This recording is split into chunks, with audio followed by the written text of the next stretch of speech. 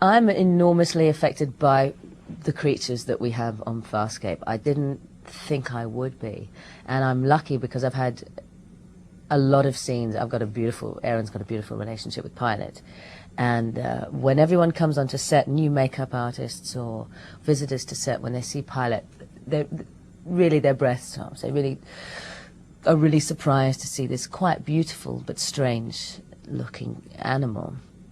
I've done a lot of two-hander scenes with Pilot where I have found myself personally, and therefore, you know, it becomes part of the character of Aeryn, very connected to the creature, and the eyes, the expression, the facial muscles are so articulated by the animatronics that you really feel that you're working with a performer rather than something that's made of wires covered in latex.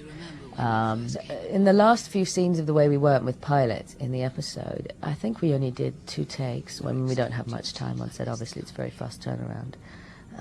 But emotionally, it's always a good barometer if all the girls, the makeup girls who are watching, are sort of a bit dewy-eyed behind the monitor, and everyone was very emotional. I think that contextually that episode is very strong for fans who've watched all of season 1 and then watched the 6 episodes, or however many episodes in terms of screening, leading up to The Way We Weren't.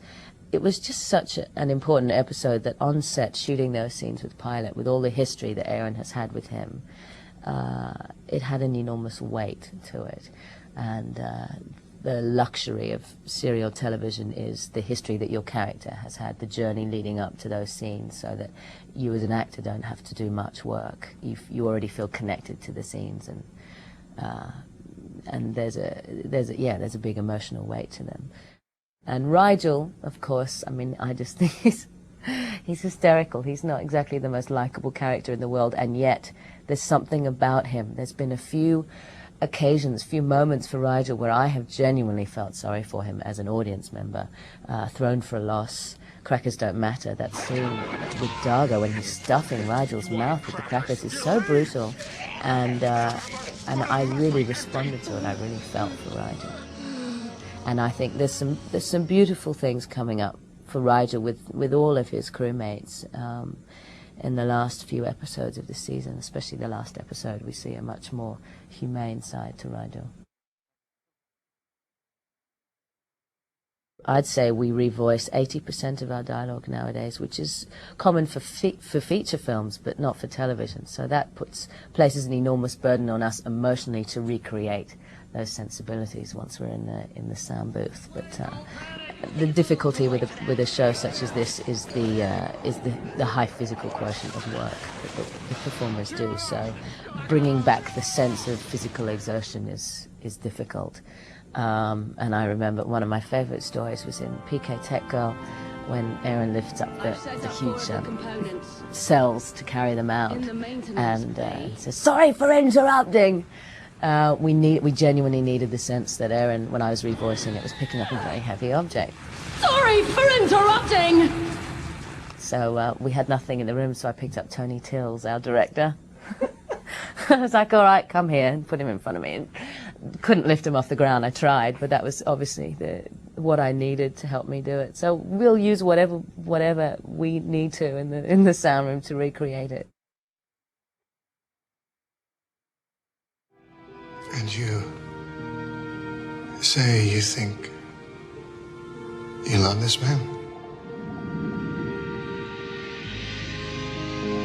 We sort of joke on set and call ourselves Tags Are Us, because we have such a great time. They're such a gift for us as performers and for the audience, I think, because they're so rich with character development.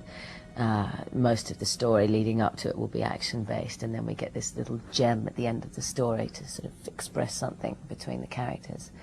And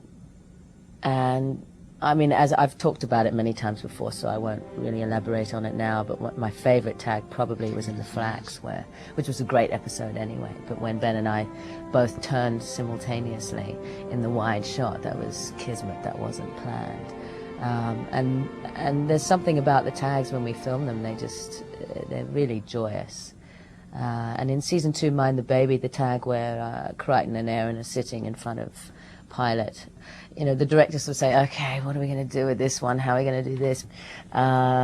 to allow them to have a connection, but not to bring them too close, because then it makes it difficult for the writers to pull them apart. And in series television, you can't have the two leads, you know, going steady, because that's incredibly boring. But we felt we'd earned it. I said, you know, at the end of season 1, Aeryn has been willing to give herself up in whatever ways to save the rest of the crew and to save Talon. And by the end of Mind the Baby, I think she's earned her stripes, and I think they've earned their opportunity to be intimate in that way. And it's lovely. I mean, Ben obviously improvised that. That wasn't scripted, that he's playing with Aaron's hair. And I think it's, you know, I remember saying to Andrew Prowse, I think it's all right. Pilot's aware of them being there, and I don't think they're going to get up to mischief in front of Pilot. So I think they've just allowed, I think Aeryn has allowed Crichton into the inner sanctum of her relationship with Pilot. Look at The Princess. I mean, the 3rd episode of that's an outrageously important tag. And again, contextually, I think it has more weight for fans of the show. I think if we showed that scene to somebody in isolation, they'd say, okay, so you two are probably, you know, on-screen love interests, so what? So what? We've just found out that, you know, Aeryn and Crichton have taken an enormous leap in their relationship by Aeryn taking that risk and proffering up the vial to him. We love shooting it.